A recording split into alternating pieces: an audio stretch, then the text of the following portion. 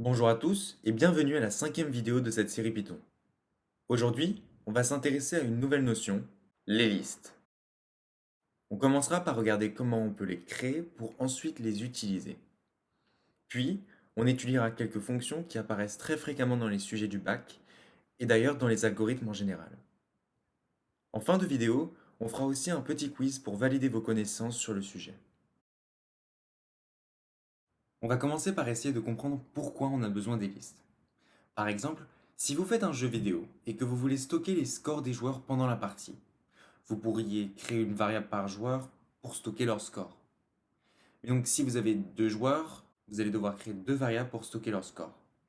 Trois joueurs, trois variables. Mais si c'est 100 scores que vous devez stocker, allez-vous vraiment devoir créer 100 variables avec 100 noms différents? Pareil si vous voulez par exemple écrire un algorithme qui prend vos notes du trimestre et vous affiche votre moyenne. Ce serait triste d'avoir à écrire note 1 égale 15, note 2 égale 12, note 3 égale 18, jusqu'à note 60 égale 17.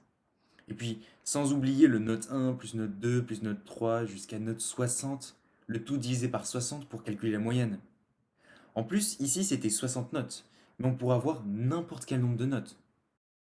Que de problèmes?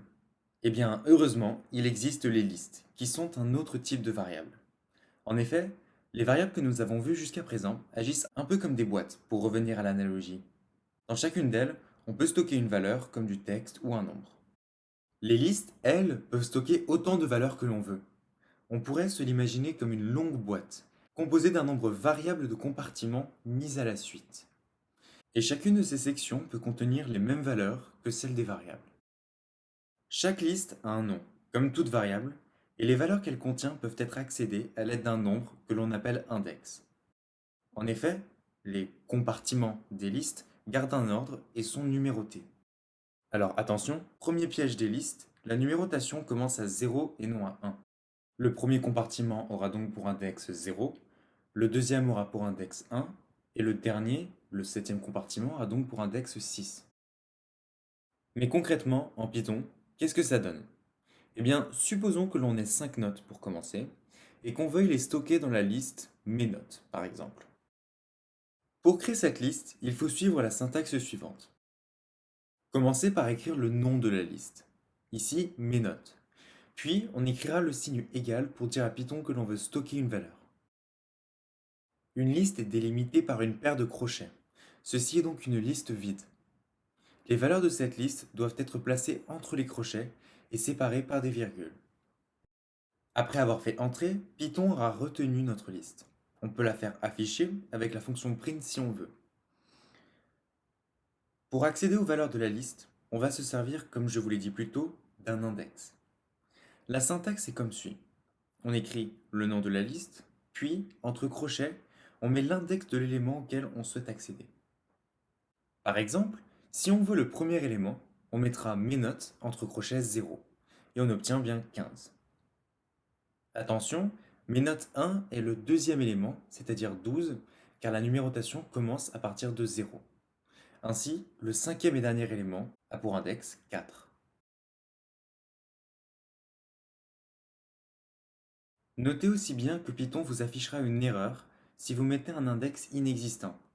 Par exemple, mes notes 5 correspond au sixième élément. Or, il n'y en a pas. Donc Python affiche list index out of range, ce qui veut dire index de la liste hors de portée. Python ne trouve pas de sixième élément dans cette liste. Un autre truc génial avec les listes, c'est qu'on peut utiliser l'opérateur plus pour les mettre bout à bout. Par exemple, la liste 1, 2, 3 plus la liste 4, 5, 6 donne une liste avec tous ces éléments de 1 à 6. Ça marche aussi avec des listes qui ont un seul élément. La multiplication, elle, permet de prendre une liste et de la répéter un certain nombre de fois. Par exemple, la liste contenant un seul élément 2, répétée 5 fois, donne une liste avec 5, 2. La liste 0, 1, 2, 3 fois donne la liste 0, 1, 2, 0, 1, 2, 0, 1, 2. Et ces listes peuvent être aussi longues que souhaité. Ici, je peux créer en une ligne une liste avec 20 zéros, par exemple. Alors c'est super de pouvoir les créer, Mais est-ce qu'on peut les modifier? Eh bien oui, chaque élément d'une liste se comporte un peu comme une variable. On peut donc modifier les valeurs. Par exemple, si j'ai une liste appelée ma liste et composée des valeurs 1, 2, 3, si je veux remplacer le 1 par un 4, je vais accéder au premier élément d'index 0 et je vais changer sa valeur à celle souhaitée. Ici, je veux mettre 4. Et vous voyez bien que lorsque je fais afficher la liste après nos modifications, le 1 a en effet été remplacé par un 4. Pareil, si je veux remplacer le dernier élément par 0, j'écris ma liste 2 égale 0.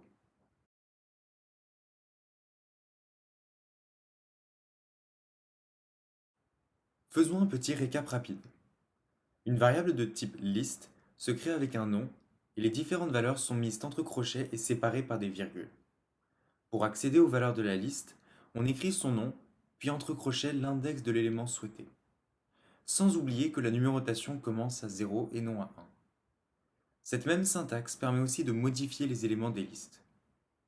Enfin, les opérateurs plus et multiplier permettent respectivement de raccorder des listes ou de les répéter plusieurs fois.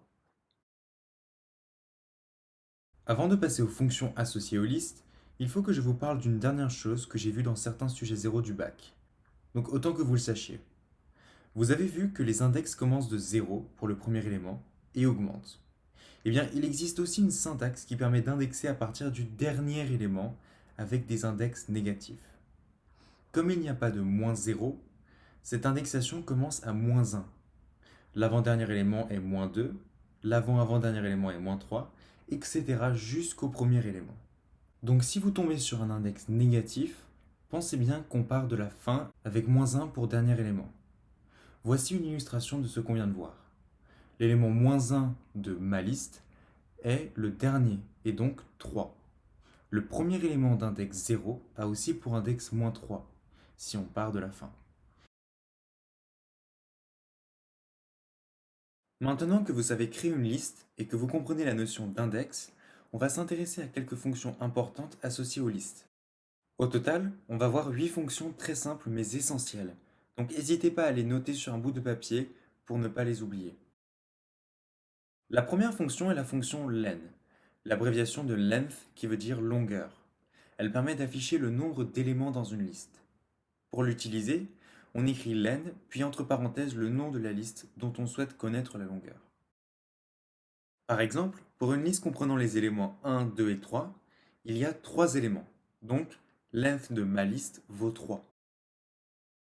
De même, pour la liste avec les valeurs 0, 1, 2, 3, 4, il y a donc 5 éléments.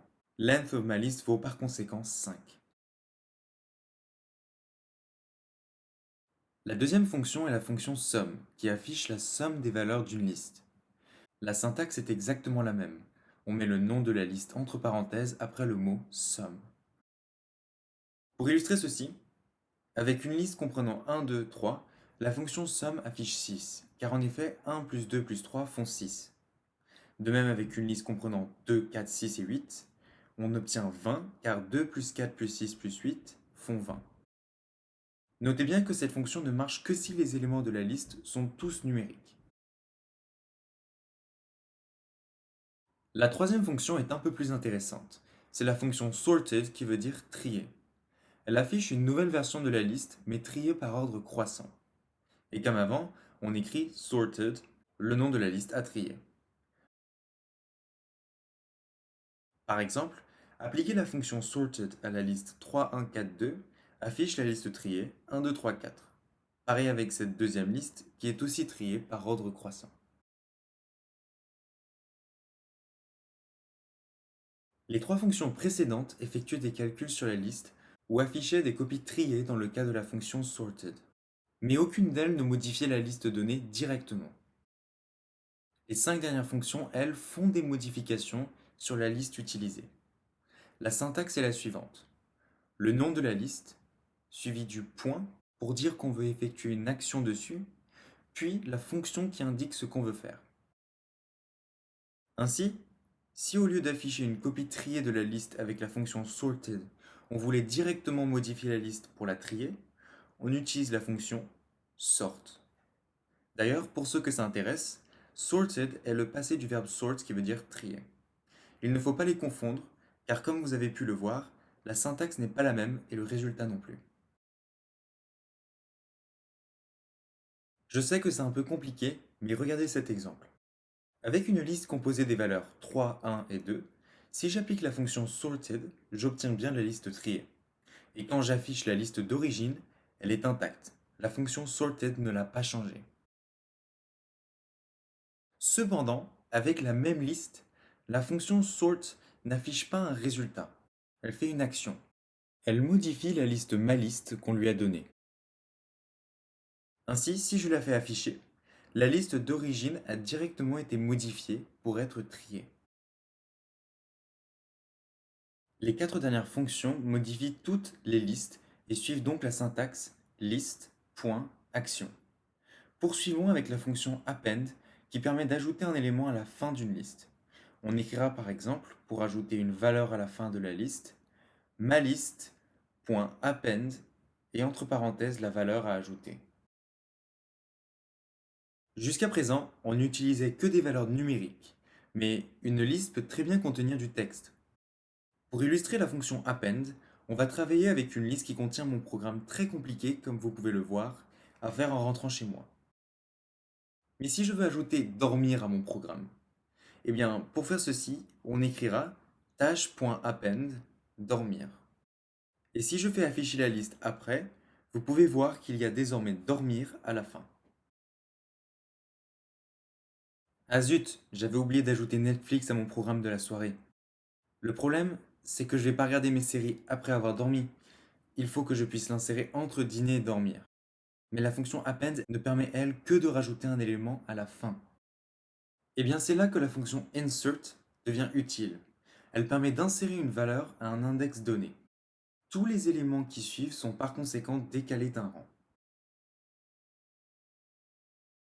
Dans notre cas, on aimerait insérer Netflix à l'index 2 pour qu'il se retrouve entre dîner et dormir.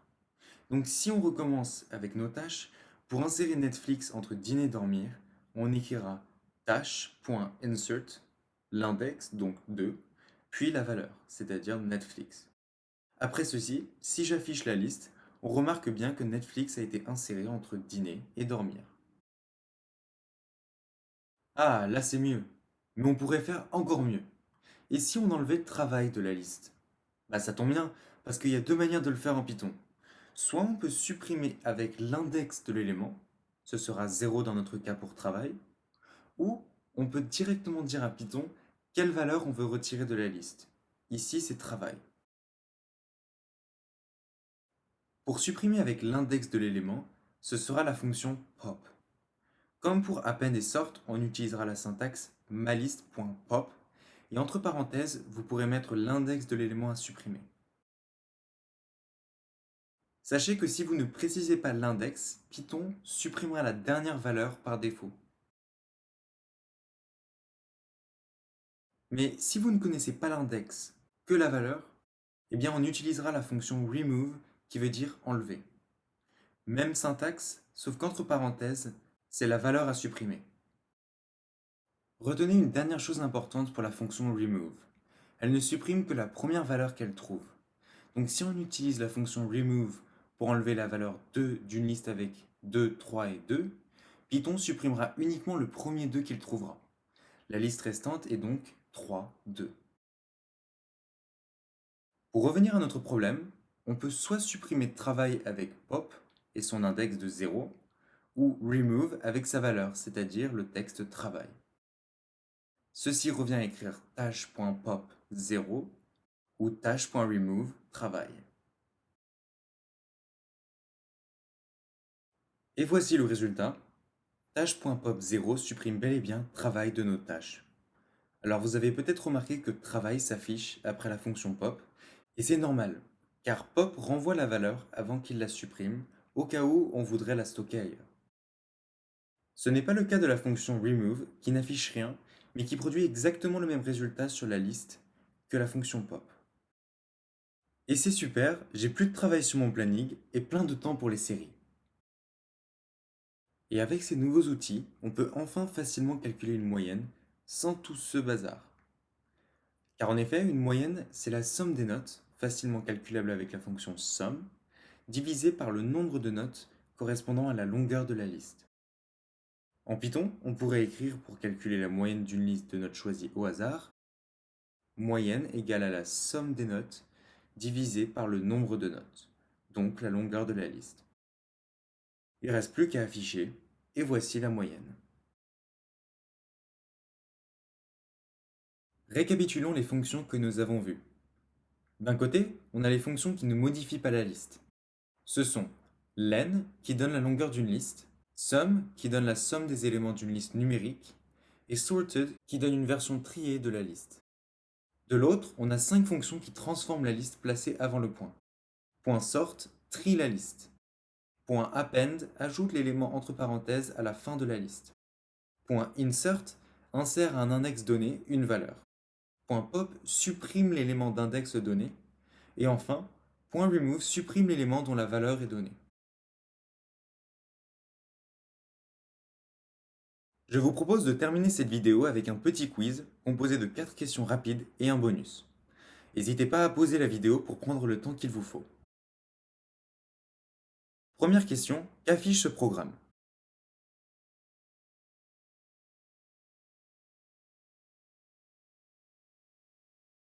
La réponse c'était HG, car c'est l'élément d'index 1. Même question pour ce programme.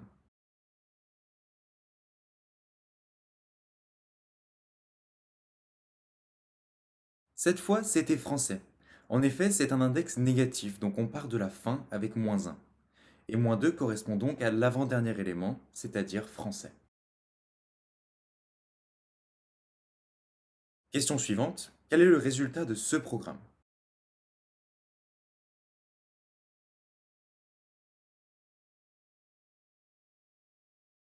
Eh bien, c'est la liste avec 3, 2 et 1, car la fonction remove, 0, supprime la première valeur 0 qu'il trouve dans la liste. Dernière question avant le bonus, qu'affiche cet algorithme?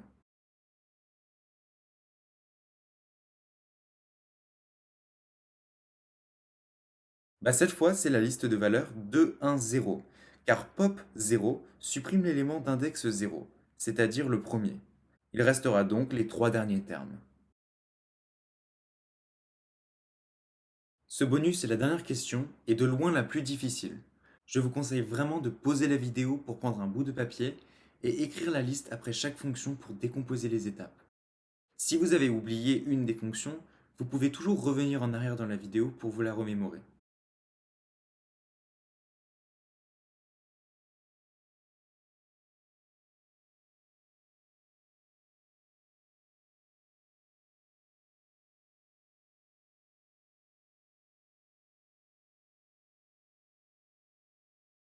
La réponse était 25.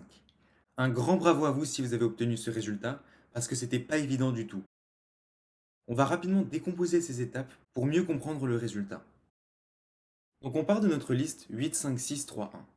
La première action est un sort, qui trie notre liste. Après cette fonction, NBS sera donc 1, 3, 5, 6, 8. Puis, pop0 supprime l'élément d'index 0, c'est-à-dire le 1. Il reste ainsi 3, 5, 6, 8. Ensuite, nbs.insert 1, 4 insère l'élément 4 à l'index 1. Tout le reste de la liste à partir de cet index se décale par conséquent de 1 cran vers la droite. On obtient la liste 3, 4, 5, 6, 8. À la ligne 6, on demande à Python de supprimer la première valeur 8 trouvée. Il y en a une à la fin. La liste restante est donc 3, 4, 5, 6. Enfin, la fonction append ajoute un 7 à la fin de la liste. On obtient 3, 4, 5, 6, 7. Après toutes ces transformations, le programme affiche la somme des termes de la liste. Or, 3 plus 4 plus 5 plus 6 plus 7 font 25, qui est notre résultat. Aujourd'hui, vous avez découvert les listes et comment leurs éléments sont indexés. Puis, vous avez étudié 8 fonctions importantes associées aux listes. Dans la prochaine vidéo, on découvrira les boucles for qui nous permettront de répéter des instructions plusieurs fois. Merci d'avoir regardé cette vidéo N'oubliez pas de liker et de vous abonner pour plus de vidéos. Allez, bonne journée et à la prochaine!